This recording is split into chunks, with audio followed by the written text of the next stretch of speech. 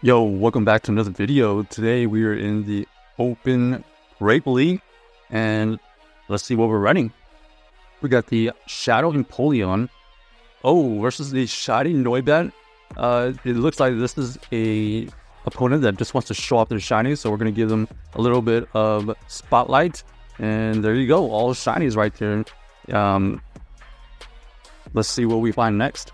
We are going to be featuring Shadow Empoleon. Finally, we can use the Shadow Empoleon with the new new season rotation.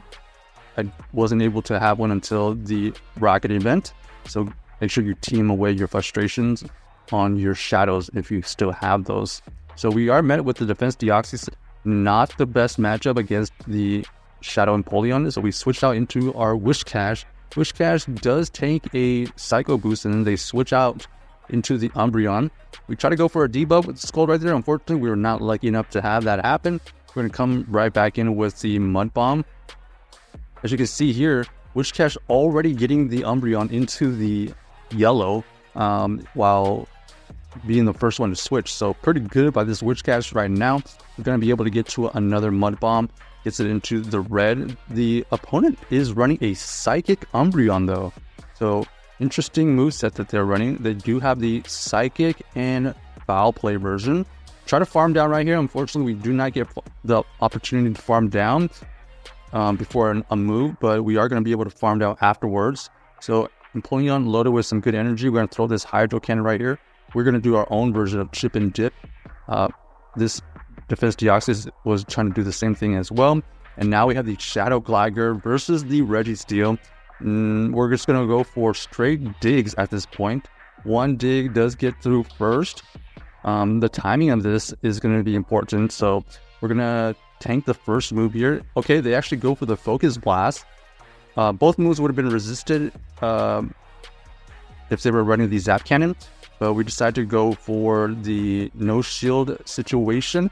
We are actually going to shield here because either move, even if they go for Zap Cannon or Focus Blast, we're going to have to shield it. We do get them to switch out. They were looking for us to waste some energy right there. We do go for a Aerial Ace. We do get the last shield, and then we're going to go into our next Aerial Ace. This Aerial Ace will get this Defense Deoxys into the low red. In fact, one tick away from being KO'd. We force them to use a Psycho Boost. The Psycho Boost debuffs them. We're going to be able to farm down with the Empoleon, and now we have energy to throw right back at this Registeel with a shield. So GG's to our opponent, able to wiggle out of that bad lead with the Defense Deoxys with this team right here. So yeah, there you go. If you haven't noticed already, we got the Shadow Empoleon with Shadow Gligar, protecting its weaknesses of general fighters and electric types, and even ground types in some situations. So kind of an ABB team, especially against electrics. We have an interesting matchup here. We got the Empoleon versus the Bastiodon. So we are doing some good damage with the Hydro Cannon right here. However, we basically have 3 counters to this Bastiodon, so we're definitely going to make sure they switch out first. They do decide to switch out into the Shadow Victory Bell. Shadow Victory Bell is going to have to shield this potential Aerial Ace by our Gligar. Obviously, we do not want the Victory Bell on our Whiscash.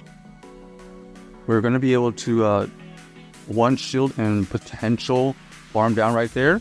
So pretty good situation. We get the Victory Bell out of the way.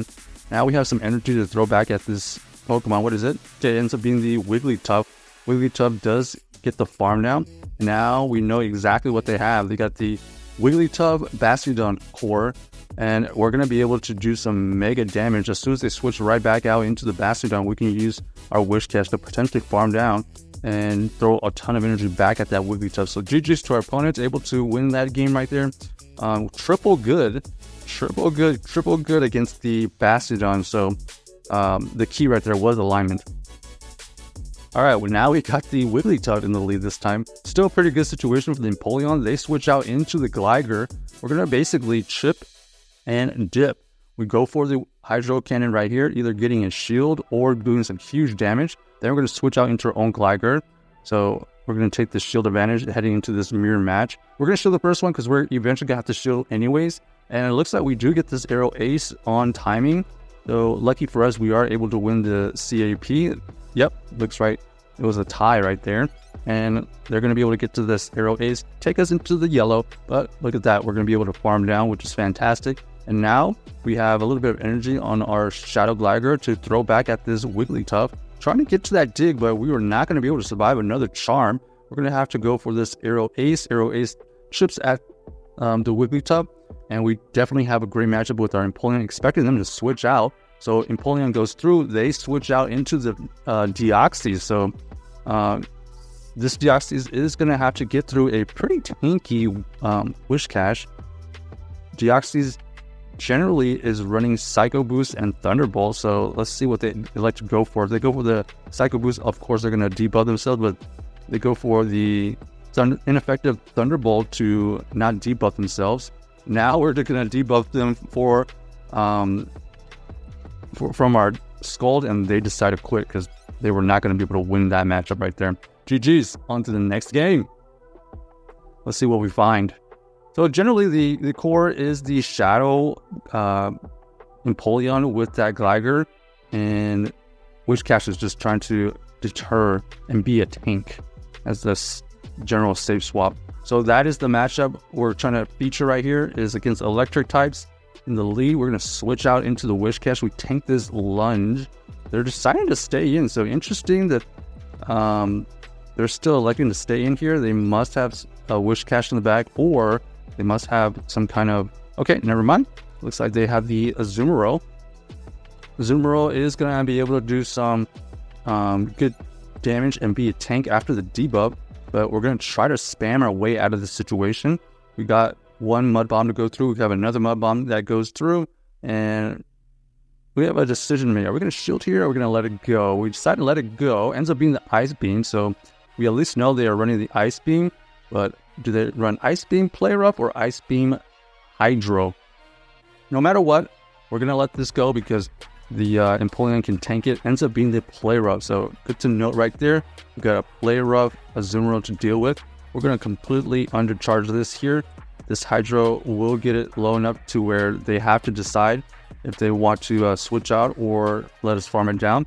They decide to go for the Lunge, and we do decide to shield because we actually want a Pokemon available to reset debuffs just in case.